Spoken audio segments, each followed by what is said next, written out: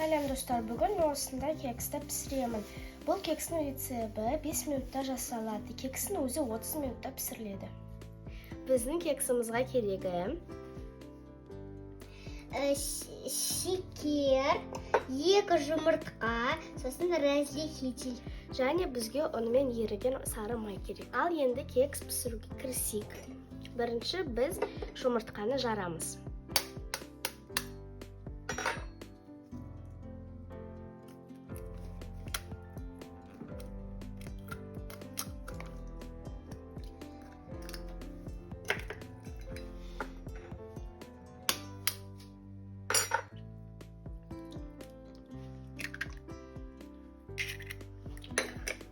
Енді қантымызды саламыз.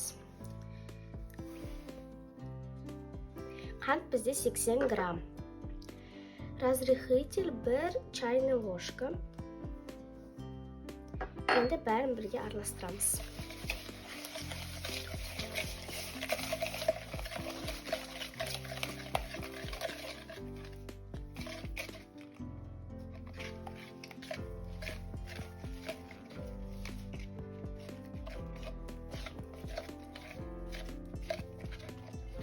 Қантымыз ерігенше араластырып, сары майымызды құямыз.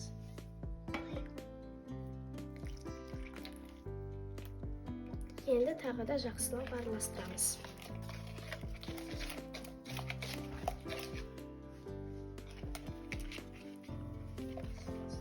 Араластырып, жайлап, ұнымызды салып тұрамыз.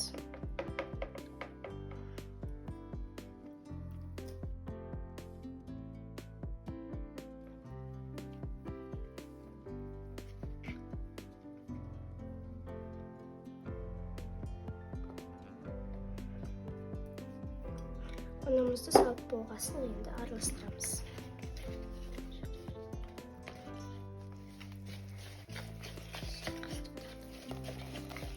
Енді кексімізді формочкаға саламыз.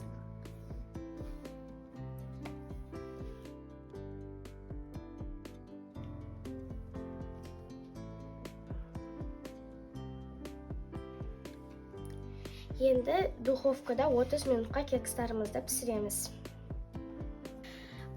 Кекс осында әп-әдемі болып пісті. Каналға тіркеліп лайк басыңдар.